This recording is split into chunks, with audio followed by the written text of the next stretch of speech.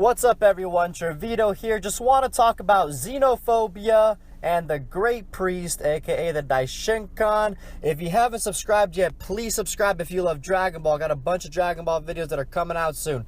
But hey, let's get on and talk about the topic. So, Zenophobia or Zenophobia, that is definitely apparent in this series. I spelled it the way I did because, let's be real, everybody's afraid of the Omni King. And why?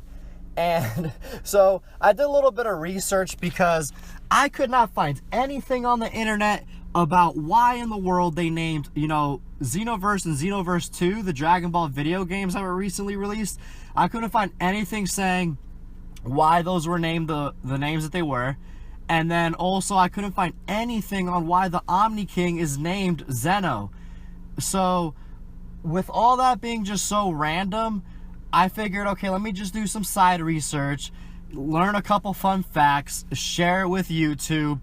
If you guys find an article like, from Toriyama or something, leave it, please, in the comments below. Send it to me, through Facebook or email. Or if you're a YouTuber, make a video about it because I think it's an interesting topic. We have all these puns in Dragon Ball, and so far, we have like this universal godly hierarchy, and it just gets really weird at the top. The Great Priest and Zeno, there's just so many mysteries. So I'm going to talk about some of the facts that I learned just from searching around. It's pretty brief. And then I want to speculate on the relationship between Zeno, the Great Priest, what it could possibly be. So it's going to be a little theoretical, this video too. And talk a little bit about maybe what their past was and what the future can hold if, maybe one of the theories hold true. Okay, so number one, Zeno in Greek. Zeno in Greek means foreign, alien, okay? Xenophobia means the fear of something foreign or different, okay? So we obviously have this different and alien figurehead, okay? The Omni King, and the Omni King, nobody knows about him. And because of that, everybody is afraid of him.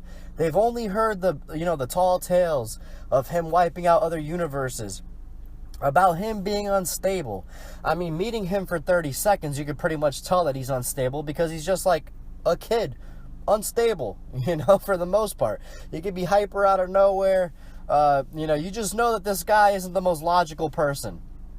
And that's spelled with an X. All right, so maybe that's where it's a pun on it. But I just thought that was really interesting. And also, too, during my research, I discovered that there was actually a philosopher named Zeno. He was a Greek philosopher. And his philosophy, well, he was a pretty complex guy. And he had a lot of philosophy on paradoxes, okay? And what is the Dragon Ball universe filled with? Paradoxes. So hey, maybe that's why Zeno is named the way he is, because and the video games, because there's so many paradoxes, especially with time and multiverse and alternate dimensions and stuff all throughout the Dragon Ball series. So maybe that's where they got it from. Just to name some of the paradoxes that this guy Zeno had, which you guys can go Google them up. It's literally spelled the same way, Zeno, okay? But this guy, he had a paradox of motion. He had, some stories about like the Achilles, the dichotomy, the arrow, the moving rows, where he talked about, infinite movement and non-infinite movement. He had paradoxes of plurality, what's unlike and unlike, limited and unlimited, large or small, infinite divisibility, and he just had a bunch of other crazy paradoxes, okay? So speaking with the infinite and or limited and unlimited, I think that's just like a huge theme right now in Dragon Ball Super, and I think that's something that can come to bite us at the end of the series, where one thing that's been stressed since the beginning of the series has been time travel, and time travel has been brought up a lot. And it's one way that we can tie in the beginning of the series and the end of the series. And we also know that Dragon Ball Super is all about the gods and the relationship between the gods and the hierarchy of the mortals and angels and all that, okay?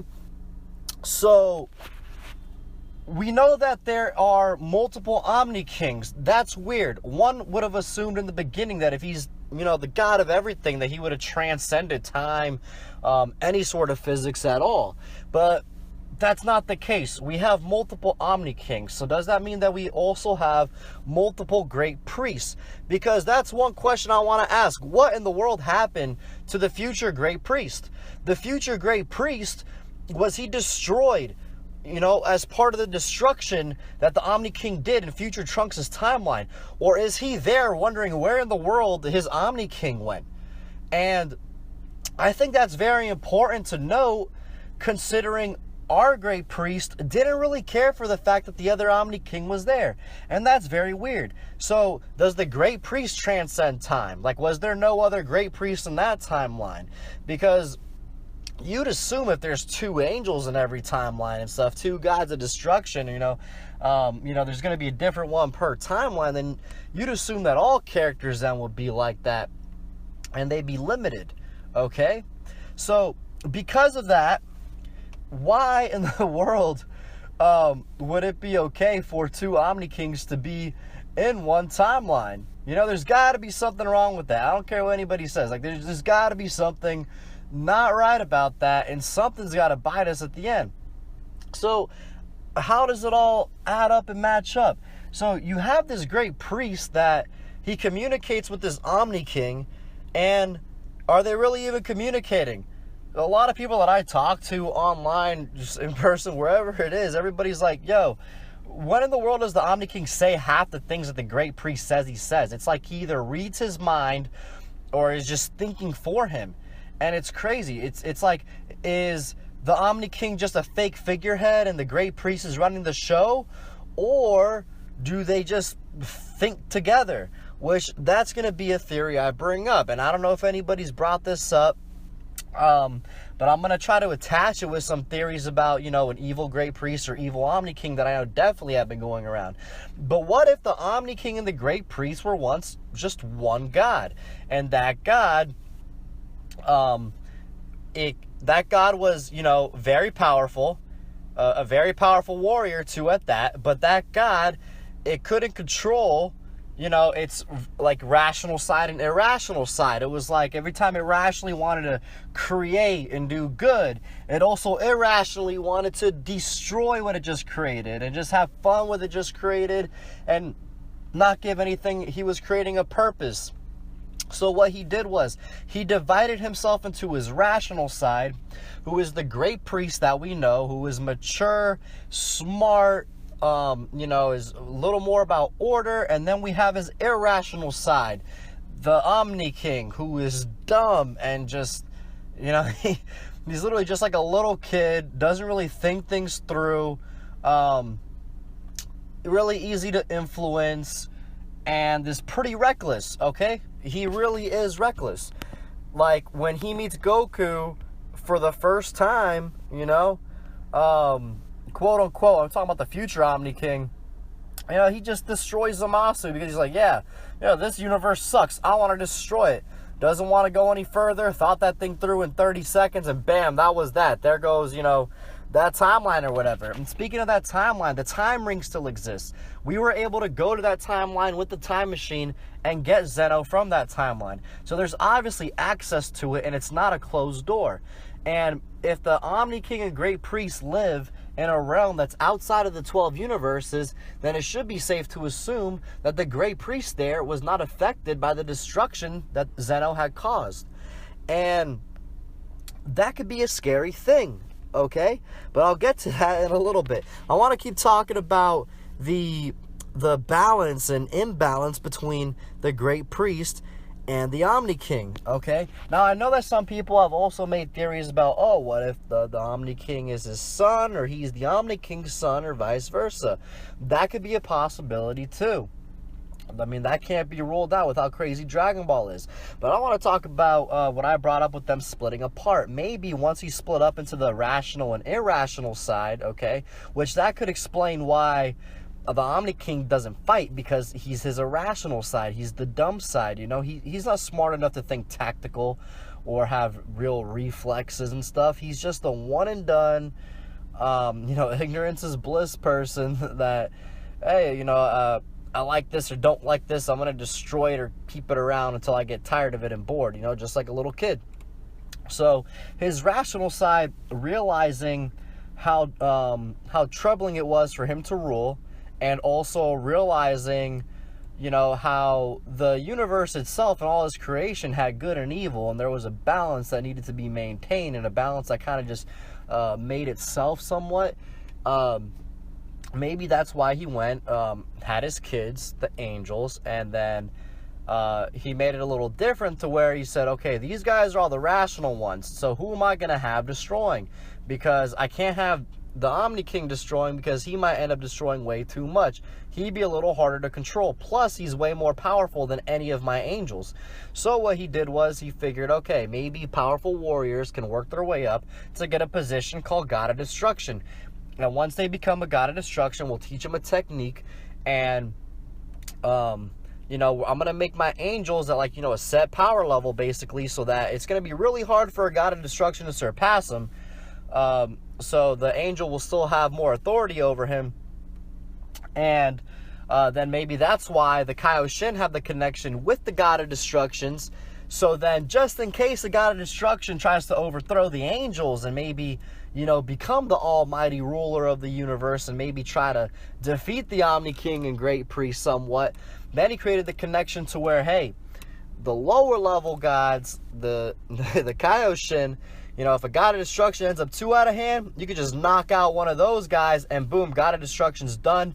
You don't have to waste your time with a crazy battle or worry about dying. So maybe that could be a reason why, that system's like that and why they're connected. And, maybe because of that, maybe if the Omni King is killed and the Great Priest is killed, which is why he has bodyguards on top of the Great Priest. Maybe just in case the Great Priest just somehow, has his back turned. He doesn't want anything happening to the Omni King. But let's just say maybe the creation of the button, maybe he had to give him a little bit of freedom, or else the Omni King said one time, hey, if I can't ever get some alone time, then I'm just going to kill us both right now, basically commit a homicide-suicide. So he said, okay, I'll give you some freedom every once in a while. And, here's a little button, you can go there or what have you.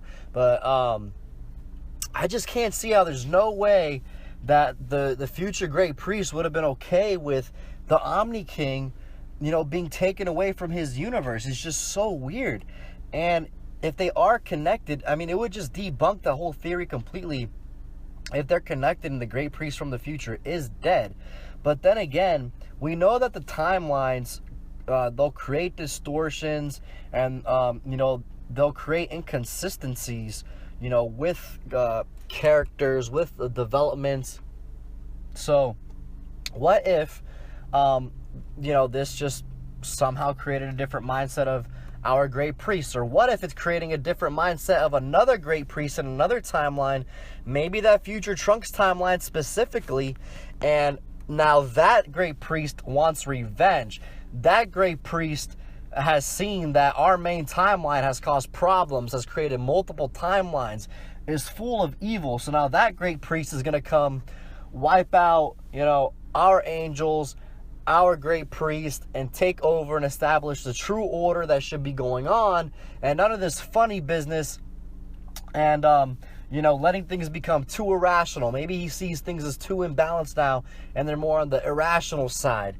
And that could also be the only way how I could see, as of now anyways, us ever really seeing the Great Priest in action fighting, because we know that he's the strongest out of everybody. And they got to tie that into the series somehow in the future. We got to see him fight at some point, We got to see him in action.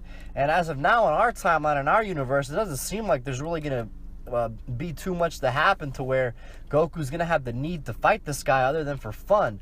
So what if this guy from the future comes in and then he's a threat literally to our Great Priest, our Omni King, and everything? And then that's when Goku has to save the day and save our Great Priest, our Omni Kings, everything. And then, I don't know, maybe somehow our Great Priest dies too. Maybe they aren't connected, the Omni King and the Great Priest. So our Great Priest is killed. and then that's just how it goes, you know? Or maybe, you know, our great priest didn't really care about the Omni King being taken away, because maybe the Omni King just has just a universal connection, where if one Omni King is killed, then everything just becomes zero and erased, you know? That'd be pretty wild. And then maybe that's why he doesn't mind it, because he's like, okay, I can comfortably watch these Omni Kings. Well, what if that future great priest that could be still alive says, oh man, he's out of my sight, how dare you, you should have returned him back to me or something, and you know, he has some beef with that.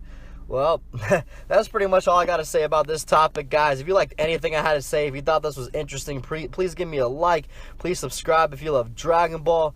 I know it was pretty long, some philosophy, a lot of speculation. This is a very crazy topic, y'all. But hey, thank you so much if you listened. If you love Dragon Ball, if you're a subscriber, you're about to leave me a like. I really appreciate it. You guys are amazing, and I can't wait to talk to y'all about Dragon Ball next time.